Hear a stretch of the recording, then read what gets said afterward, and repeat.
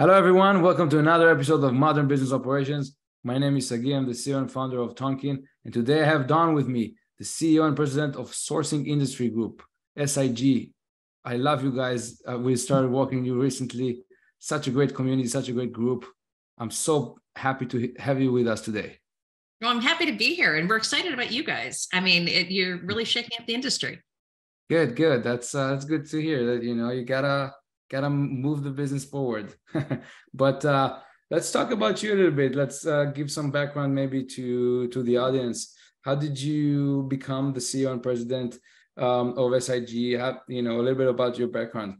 Yeah, so like most people in procurement these days, I fell into it and I came in through a back door. So by training, I am a recovering CPA, and I was in a private tax practice that I ran for about 11 years. And one of my clients was just doing this new sourcing methodology and wanted to prove where they were driving change. They hired my firm to come in and do one of the very first total cost of ownership cost models. And it was at Kaiser Permanente out in California. I fell in love with the concept of sourcing. I thought, this is so cool. And after 11 tax seasons, enough was enough. So I sold my CPA firm. I went to work for them. And then I realized I don't make a good employee. So I started my own consulting firm. And then I started Denali Consulting back in 1996. It's now, we've renamed it over to Procurability. I don't own anything at all now anymore with that. So when I had the opportunity to take over SIG, I sold out of Denali Sourcing Services, Denali Group, all of the companies that we had started over there. And I wished them well. And then I took over SIG because I thought, wow, I get to talk to really smart people every day, and I get to be on the cutting edge of what's happening in sourcing. This is so cool. That's how I got here. I love that you figure out that you can be an employee. That's I'm a bad employee. Yeah, I made it 3 years. Yeah, that's it. That rings home. Tell maybe a little bit more of like SIG and like what you guys do and. Yeah. So SIG is the world's largest association for people in sourcing, procurement, outsourcing, and third-party risk.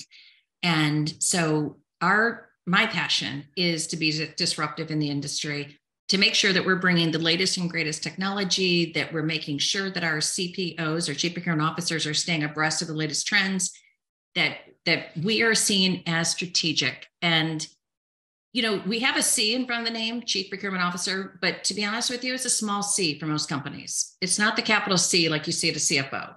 CFOs are paid in the millions for a Fortune 500 company.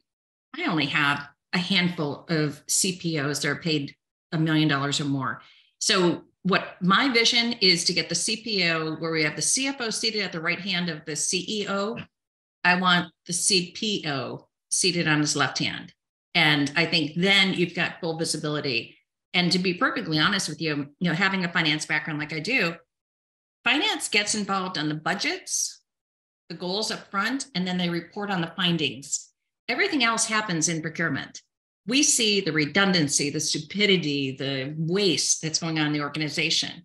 And, my analogy is always like a coach, like in basketball. If he's looking at the scoreboard, that's all he does. He's going, oh, we're doing well. Oh, we're losing. We're doing well. We're losing. But we're like the coach that's looking at the players and putting them in and say, all right, now I need to do this. Now I need to do that. I need to change the play mid-game to have a different score on the scoreboard. And that's where procurement adds all the strategy. I mean, besides finance, we're one of and HR, we're the only other organization that goes across the entire company.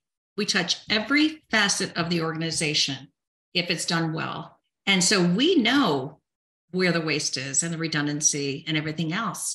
And if we can become an influencer in that market and be able to change it while it's happening, we can change the results that the finance sees on the scoreboard. So that's where I'm so excited. That's where I want it to be seen by everyone in all organizations. Well, I couldn't agree more. We kind of like joked about it in the beginning of this.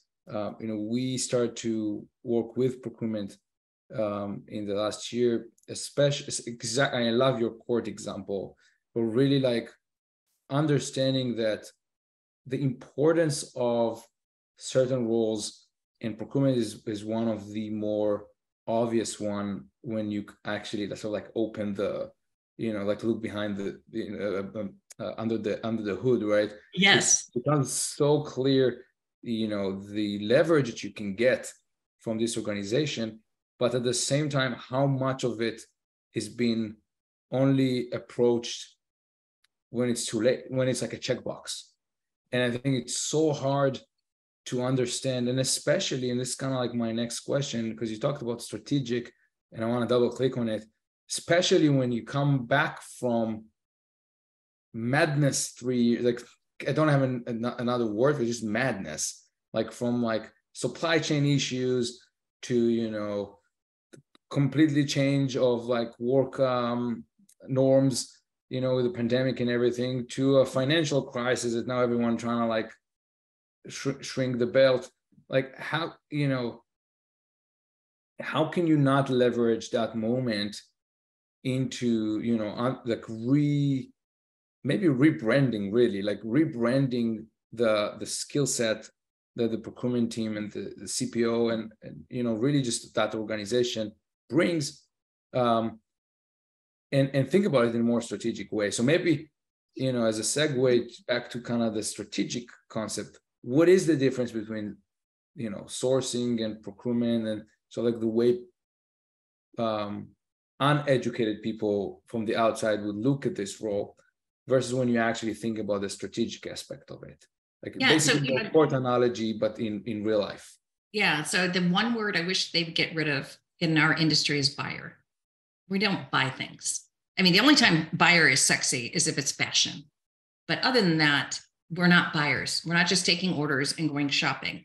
And so I don't like the term buyer. And I hate the fact that we have shopping carts in a lot of our technologies. It sounds like we're shopping. And purchasing is really the old-fashioned word for a procurement organization. So purchasing is I buy what's on your list. So I'm shopping and I'm a buyer. Procurement is I have a little bit of strategy that goes into it, and I'm procuring things on your behalf, which means I'm scanning the marketplace. But really, when you get to strategic sourcing, I am now strategically finding a way to deliver success to my business units. And strategic sourcing is way more important than tactical procurement. And honestly, with the advent of AI and everything else and the tool sets out there, nobody wants to do tactical procurement. If it's something that's 3 bids and a buy, let a machine do it. If it's going to be something that's going to influence the outcome of the organization or their bottom line, then have it be strategically sourced and use smart tools that use AI, that use cognitive procurement to do that kind of sourcing. And then on top of that, we are now responsible for third-party risk, because any contract I put in place, any one contract could take down the company if I introduce either risk into the organization, cyber into the organization. You never know what I could do to take down your organization. And it could be a very small agreement. It doesn't have to be the $100 million agreement. It could be the $10,000 agreement I put in place. But if I introduce a bad actor into our supply chain, I could ruin the organization. So now we are responsible for third-party risk. And you can't do that on a spreadsheet. You need really smart tools to help you manage third-party risk. So that's really the difference. And that's where we've gone from very tactical. When I first started out, it was like, that's where people went to, they couldn't do anything else. They went to purchasing because they took orders, they worked off a green screen, and they placed orders. And that was it. Then as it's evolved over the years, it's become so much more strategic. And it's a lot easier to save $1 than it is to sell $1. And you need to sell multiple dollars at the top to get $1 to come out the bottom line. But every time I save or find a way to be more efficient down here, that's right off the bottom line. So like at McDonald's, they talk about how many hamburgers did I save? So I either had to sell 10,000 more hamburgers or I do this agreement. Well, this might be easier than 10,000 more hamburgers at every single store. This might be more impactful and less pressure on the sales organization. I think it's Home Depot or Lowe's does it in board feet of wood. How many board feet of wood did we save today? So when you think about the fact that selling does not, $1 of sales is not $1 to the bottom line because there's all the cost of goods sold. So why not look at the cost of goods sold and say, what can I do down here to make it more efficient and add more value and maybe raise the quality? So maybe I have fewer returns, or I'd lower the inventory levels and I can work in just in time and save inventory carrying costs. But there's so much more I can do down here that takes some pressure off his sales at the same time. This is such a practical concept for, a lot of leaders that I don't think people think about. So I thank you for that. I really think it's insightful. I wanted to ask you, I know you pioneered the concept of strategic sourcing, like with the book you guys wrote like quite a while ago, right? When was it? That was back in 96. Yeah. So that was one of the first books on strategic sourcing. I was a ghostwriter for Miko Banfield, who was the head of shared services at Southern California Edison. And we had just tremendous success with her and the organization. And we were saving, back then, $500 million a year off of the bottom line. And so we documented the entire sourcing process. And what was really neat about Amiko is that she was a PhD in organizational development. So she got the people side of it, where I had the methodology, I had the number side, but really with her mentoring me at a very young age, it really helped me tie it together that just because I source it doesn't mean they're going to buy on contract. And I've got to lead people to want to buy on these contracts we're putting in place. I need to make sure that all this, everybody has background noise in their head. Somebody's talking up here and they're smiling, but in the back of their head, they're saying, BS, no way, can't make me do it. So she really was a great mentor for me to teach me how to get into the back of people's heads. So what are they really thinking? So I can make sure that as we're working on change management, that people are really buying into these concepts. So it was a perfect marriage when she asked me to ghostwrite the book with her. And so, it was 1996, and a lot of methodology still stands today. And I think this is what's interesting. This is like the most, kind of like topic now, right? With AI and everything. And, being a nerd of AI, I sometimes cringe for like how easy people use the word AI, some stuff. Yes. And actually, when you can, you actually go to details. But at the same time, the way I look at it, it is reinvigorating the feel of magic of technology. I feel like there's waves of magics, when everyone are getting like wowed by technology, and then it died down into a point where now people are like getting like burned out with how do I actually use it, or like the side effect of it, and yada yada yada, and then they get back to being a non-believer, or like unsure about, and like sort of sometimes even actively against. And then a new technology comes in that brings the wow effect. And what I've seen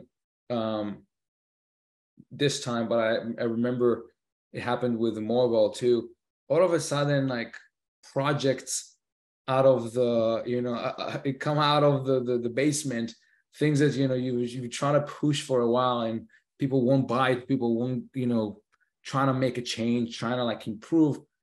All of a sudden they're like, wait, what about this, can we improve that? Because they saw this new shiny thing. Yep. Even if it has nothing to do with it, from a technology perspective, it kind of brings that over. And you said something through this last point about cognitive sourcing. And I wonder, in that 1990s to like 2020s, what is probably the biggest shift you think happened, and what is the next shift to come with this new technology around sourcing? Like, what do you think? Is it actually just humans being open to it, or what is? There was so much hype for so long, and it's the same as RPA when it first came out. Robotic process automation. It was talked about, but until we did a proof of concept live at one of our summits, people didn't understand what it was. And I think AI is suffering a little bit of an identity crisis the same way, because what is AI? And AI, everyone has been around AI for years. They're just not aware that it was AI, and Amazon suggesting, because you bought this, you should buy this, the way you get things in certain feeds, all of that is driven by AI, but it wasn't changing your business life. Things were happening, but they were subtle. And a lot of times people thought they were good.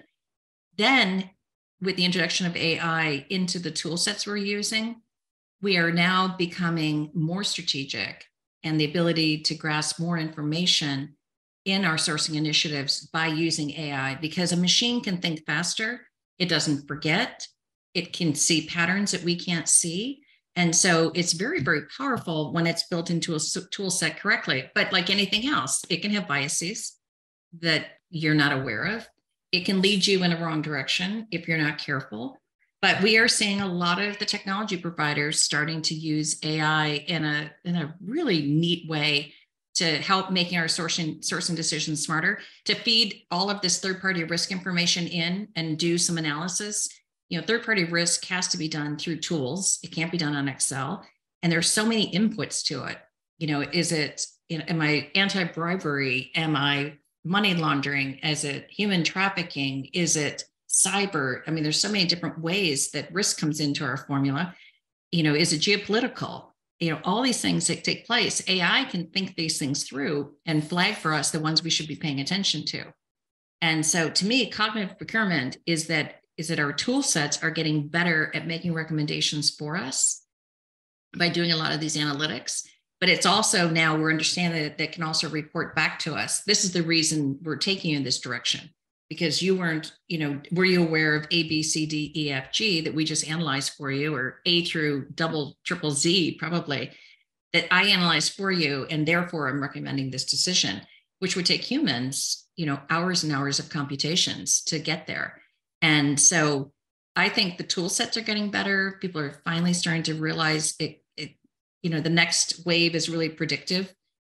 Can you predict what the pricing should be? Can you predict where the market is truly going? Because the one thing that we've really stunk at all of our lives is predictions and forecasts. You ask anyone, we've never forecasted well. And so AI is going to be able to see patterns once again that will help us with forecasting, which will make the suppliers so much happier as well. So there's so many other uses of AI now that I think are going to make procurement much more strategic, much more pinpointed as to the directions we're going and why, help us reduce risk. So yeah, I'm really excited about the future with all of the caveats that, should it be regulated?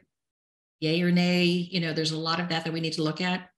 But I mean, think of where we were, I don't even when it started, but 20, 30 years ago without desktop computers and laptops. And then the Google came out and, the encyclopedia went away. And, it's just another evolution that we have to embrace and regulate at some point, or understand the harm and the benefit at the same time of AI. In fact, you guys just sent out a newsletter either today or yesterday that I just sent around to the entire company saying, should we have policies around the use of AI? Whether it be ChatGPT, anything else. And the newsletter was just fantastic. It just came up in my feed, and it was fantastic, saying there's pluses, there are minuses, but you have to get educated. And so kudos to you. It's ironic. I just saw that today. Thank you. Thank you for the shout out. Yeah, I was about to talk about some of it, because I think you laid the ground perfectly.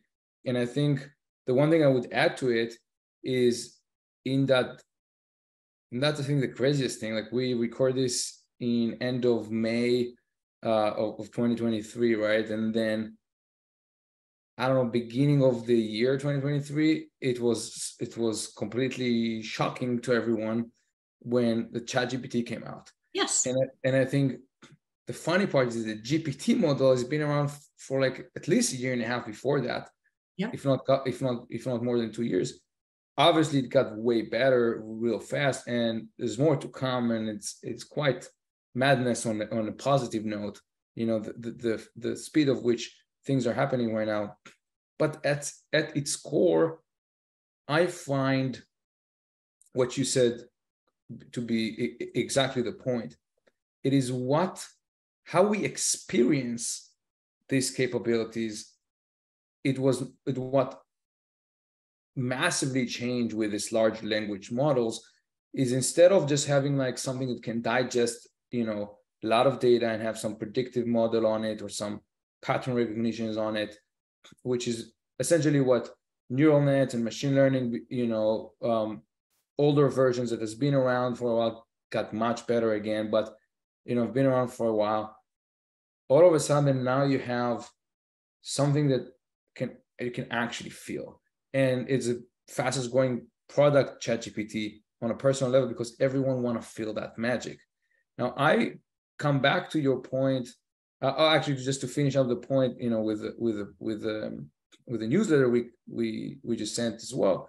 It's really understanding your point about evolution, but also understanding that you can never take things face value. You have to understand. It doesn't have to be 10 steps deep.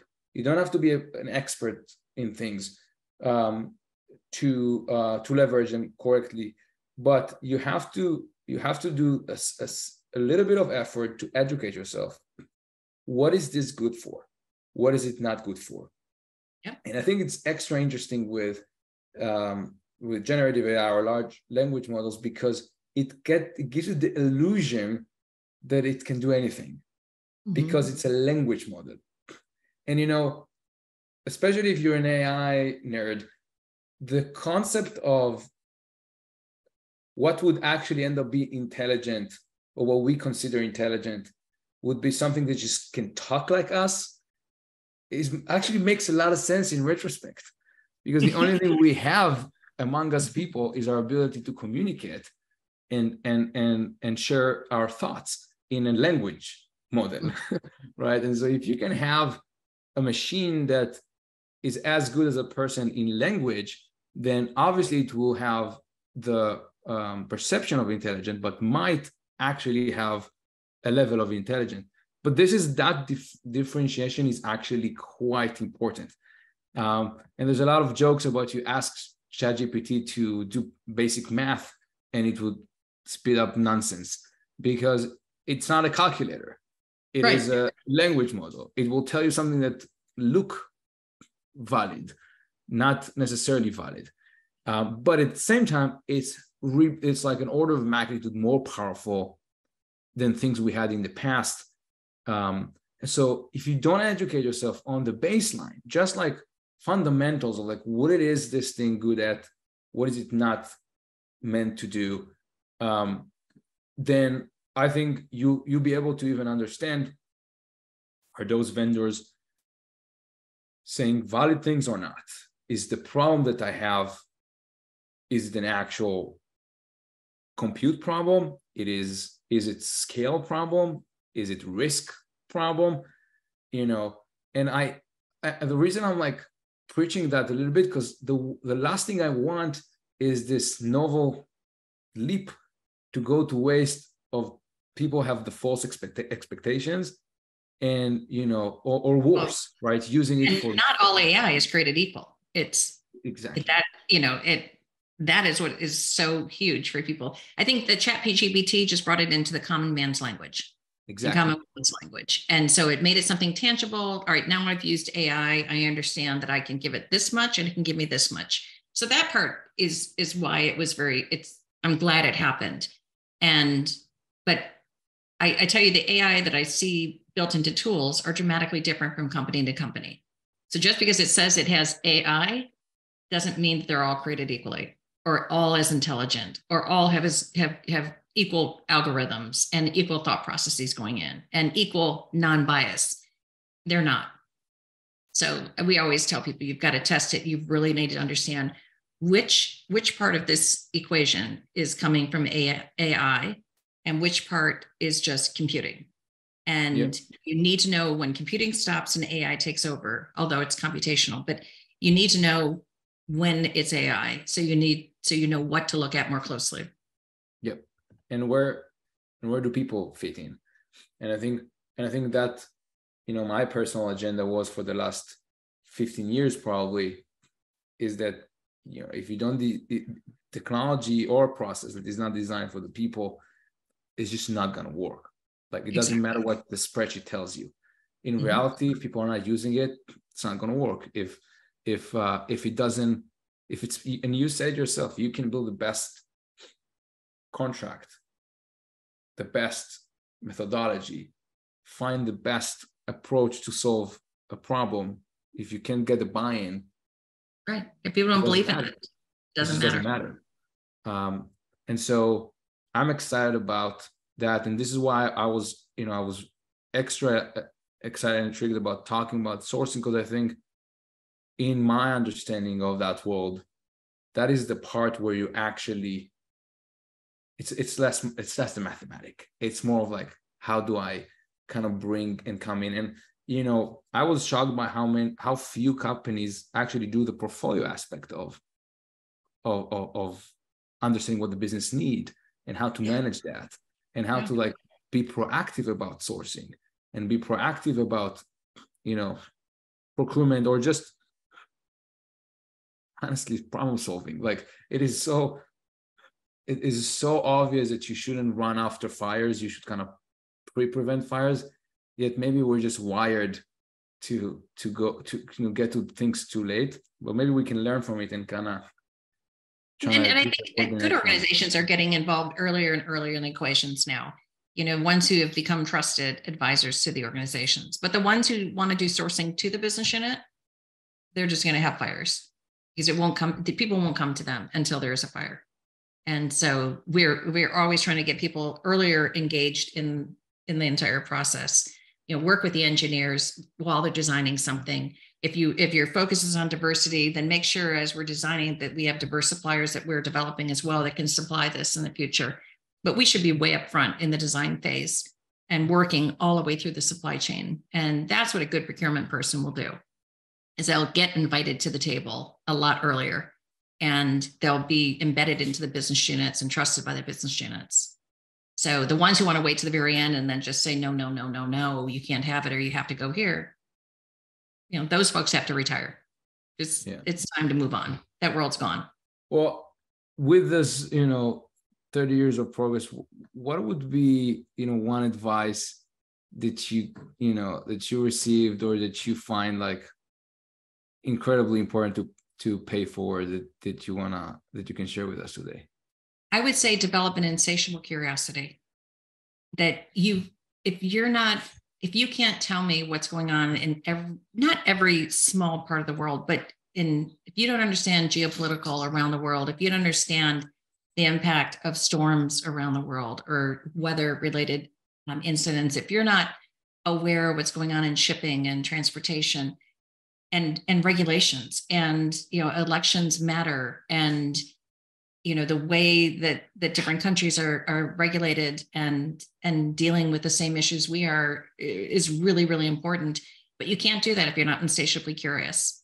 And so the best advice I got ever was read at least 3 newspapers a day and scan every single article. And I do that religiously. And I start to see a trend, and I start to be able to predict things that other people are like, what? Where'd that come from? Well, it's been coming for a while. But we need to be aware of that. To be good in sourcing, you've got to have a worldview, and you have got to be insatiably curious, because you never know where the next black swan event is going to come from. You never know. And you've got to be ready for it. And you've got to be, and as soon as a black swan event happens, you should have a plan in place. I mean, we never saw the pandemic coming, to be honest with you, for all of the planning we did. But why didn't we think about a worldwide pandemic? Why didn't we think about the fact that just possibly the world could shut down? I think it was so far out of anyone's realm of capability to think that big. And now we don't have a choice. I mean, we have got another pandemic will come. Another shipping crisis will come. Another, we're still short 85,000 truckers. What are we going to do to with all this transportation that's necessary?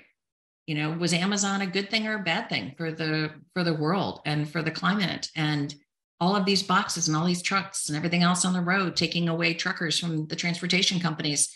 Is that a good thing or not? We just have to always be thinking and be aware of it, and then trying to make sure that we hedge all of our bets down the road. It's brilliant. You reminded me of, so I'm originally from Israel, and then there's a song in Hebrew that you reminded me of, and there's a couple sentences there where it talks about there was when there was a little bit of rain, we thought it's a blessed rain, but then it became a storm and our ship sank. And then the first thing that comes to mind is when the next sentence says, why did it happen to us? Like, why do we deserve this? But then the second sentence is, and how could we not see it coming? You know, and I think this is a very, very good point of like, it is our job to see it coming. You know, it is our job to, and it's okay to have the feeling of like, oh no, what's going on? You know, why do we deserve this? You know, we worked so hard, but really, like, you should be like, I kind of suspected this might come, and so I hedged some of it. So I'm still bummed and annoyed that it happened to me in my shift, you know, but at least I was prepared. Versus like, it happened to me, and how did I not see it coming? Which is way worse than it's just happened. Way worse. Yes. But thank you for the great conversation, and it was so great having you. And if you guys are listening in and you're in the procurement or finance or literally anything that works with, and you don't know about Sig, you know, go check them out. They're awesome.